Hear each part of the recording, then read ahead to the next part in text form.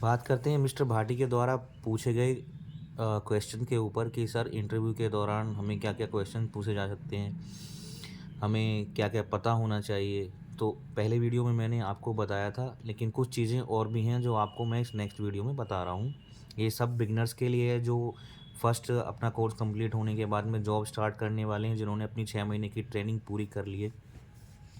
उनको ये चीज़ें ज़रूर समझनी चाहिए कि एक इंटरव्यू देते वक़्त उनको कौन-कौन सी प्रॉब्लम्स फेस करनी पड़ती हैं। देखिए, you have just been invited to an interview for a theatre technician role. You are excited and nervous at the same time. This could be your dream job. अगर आपको कहीं से इंटरव्यू के लिए कॉल आई है, आपको बुलाया गया है, तो आपके अंदर एक्साइटमेंट होगी, क्योंकि वो आपकी फर्स्ट जॉब है। आप नर्वस हो जाएंगे उसी टाइम पे। ऐसा सबके साथ होता है, मेरे साथ भी हुआ है। लेकिन कुछ चीज़ें एक्सपीरियंस दिलाती हैं, जिनकी वजह से आप उन चीज़ों को फेस कर सकते हो। एक्सपीरियंस से हमेशा गेन करना चाहिए किसी के भी से। तो कुछ चीज़ें मैं आपको बताता हूँ। What experience do you have with setting up the operation sounds, lights and video equipments for theatre performance. Theatre technician को किसी भी ऑपरेशन में प्रयोग होने वाले तकनीकी उपकरणों को सुचारू रूप से चलाने के लिए जिम्मेदार होना होता है। उसे सुनिश्चित करना चाहिए कि आप उस उपकरण से परिचित हैं और आपके पास उसका आवश्यक अनुभव है। देखिए, आप ओटी के अंदर काम करते हैं, तो ओटी के अंदर उपयोग होने वाले जितने भी इंस्ट्रूमेंट्स होते हैं, जितने भी इक्विपमेंट्स होते हैं, आपको उनके बारे में पता ज़रूर होना चाहिए। चाहे आप उनके बारे में डीपली नॉलेज नहीं है, क्योंकि आपने अभी 6 महीने काम किया है, 7 महीने काम किया है, साल भर काम किया है, ये ज़रूरी नहीं होगा कि आपको सब चीज़ें पता हो। लेकिन आपको एटलीस्ट उनके नाम के बारे में और उनके काम के बारे में थोड़ा बहुत ज़रूर अनुभव होना चाहिए। यदि आपसे कोई इस तरह का सवाल करता है, तो आपको उन्हें इस तरह से आंसर देना चाहिए कि थिएटर में प्रयोग होने वाले किसी भी उपकरण के अपने अनुभव पर चर्चा करने के लिए तैयार रहें। अगर वो आपसे किसी भी इंस्ट्रूमेंट्स के बारे में पूछता है, तो आपको उसको ऐसे दिखाना होगा कि आप उसके बारे में जानते हैं, आपको पता है, आप उस इंस्ट्रूमेंट से पहले काम कर चुके हैं। आपके द्वारा दी गई नौकरी पर चर्चा करें, यानी कि आपने इससे पहले कहीं पे काम किया है, तो आप उसके बारे में भी बताएँ। Talk about the classes you have to be taken. आप यू हैव बी टेकन, आपने कुछ क्लासेस उस इंस्ट्रूमेंट्स के बारे में कहीं से कोई ट्रेनिंग कुछ लिया हो, या उस इंस्ट्रूमेंट्स के साथ पहले भी काम किया हो, तो उसके बारे में उसको ज़रूर बताएँ। तो बताएँ कि आप जानते हैं इसके बारे में और जल्द ही इसके बारे में एक्स्ट्रा सीख सकते हैं। नौकरी के प्रति उत्साह और सीखने की इच्छा दिखाने से जो आपका इंटरव्यू ले रहा है, वो बंदा काफ़ी प्रभावित होगा। उसको आपके जवाबों से ऐसा नहीं लगना चाहिए कि आपको इन इंस्ट्रूमेंट्स के बारे में ज़्यादा नहीं पता है, कि मैंने आपसे क्या पूछा है। सेकंड, किसी भी समस्या को तुरंत हल करने में सक्षम होने की आवश्यकता होनी चाहिए, क्योंकि कुछ प्रॉब्लम्स ऐसी होती हैं, जब आप ओटी में काम करते हो, तो कुछ ऐसे काम या ऐसी प्रॉब्लम्स क्रिएट हो जाती हैं जो आप नहीं चाहते, और वो अनसर्टेन्स होती हैं। तो आपको पता होना चाहिए कि उन अनसर्टेन्स प्रॉब्लम को कैसे सॉल्व करना। मान लीजिए कि आपका एक्सटेंशन बोर्ड ख़राब हो गया, तो आपको ये पता होना चाहिए कि सेकंड एक्सटेंशन नया बोर्ड आप कहाँ पे रखा हुआ है, या आपको कहाँ से लेना है।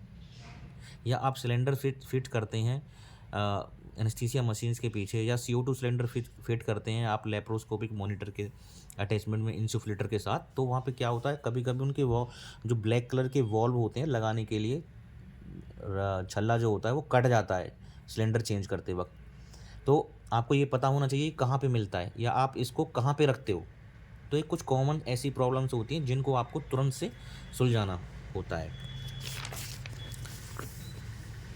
किसी भी सवाल के जवाब को देने से पहले आपको ये पता होना चाहिए कि आप जिस चीज़ का उपयोग कर रहे हो, उसके बारे में आपको पता भी है या नहीं है।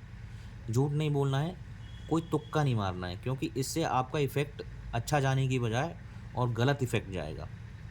तो आपको कुछ ऐसे कॉमन क्वेश्चंस भी पूछे जा सकते हैं जिनके आंसर्स आपको पता होना चाहिए, क्योंकि आप रोज़ाना उनके साथ ही काम करते हैं। कि what is the pressure of central supply oxygen, ये है 50 PSI। जो आपके सप्लाइड सिलेंडर होते हैं उनका प्रेशर जो होता है 2000 PSI होता है। What is the pressure of oxygen in anaesthesia machine, जो एनेस्थीसिया मशीन होती है उसके अंदर आपका ऑक्सीजन का प्रेशर कितना होता है, वो 45 टू 60 PSI होता है। लेकिन वो इंटरमीडिएट प्रेशर होता है। इसमें 3 तरह के प्रेशर काम करते हैं, वो आपको एक वीडियो में बताऊंगा। ये इंटरमीडिएट है, हाई प्रेशर है, 3 तरह के नॉर्मल, ये 3 तरह के प्रेशर्स वहाँ पे काम करते हैं। मेडिकल एयर प्रेशर कितना होता है, जो आप वेंटिलेटर मशीन पे एयर यूज करते हैं उनका प्रेशर कितना होता है एनेस्थीसिया मशीन के अंदर, 50 psi जो होता है। Maximum pressure in O2 cylinder 3000 psi होता है। What is the unit of pressure in anaesthesia, anaesthesia में प्रेशर को मापने वाली यूनिट्स क्या है, उसका नाम होता है kilo pascals, kPa। How is oxygen measured in anaesthesia, आप एनेस्थीसिया के अंदर ऑक्सीजन को कैसे मेजर करते हैं, इंस्ट्रूमेंट्स का नाम है pulse oximeter. And then what kind of air used in surgery, आप जो पेशेंट्स को सर्जरी के दौरान जो एयर देते हो उसका नाम क्या होता है, वो मेडिकल एयर होती है।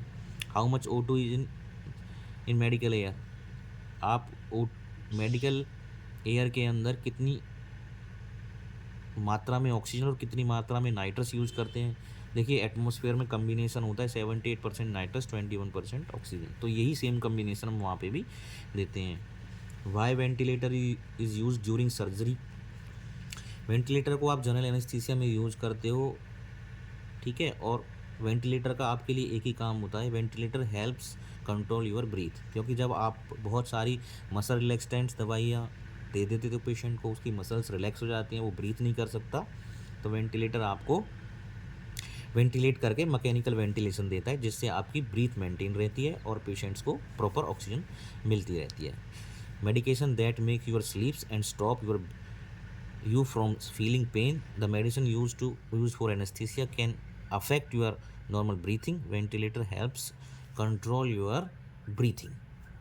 तो वेंटिलेटर का काम है आपको मैकेनिकल वेंटिलेशन देना, आपके लंग्स को ऑक्सीजन प्रोवाइड करना। मिस्टर भाटी जी, अब मैं समझता हूँ कि आपको कुछ चीज़ें समझ में आई होंगी और आपके लिए कुछ क्वेश्चंस और नेक्स्ट वीडियो और आएगा, आप इसको देखते रहिए। Thank you Bhati ji.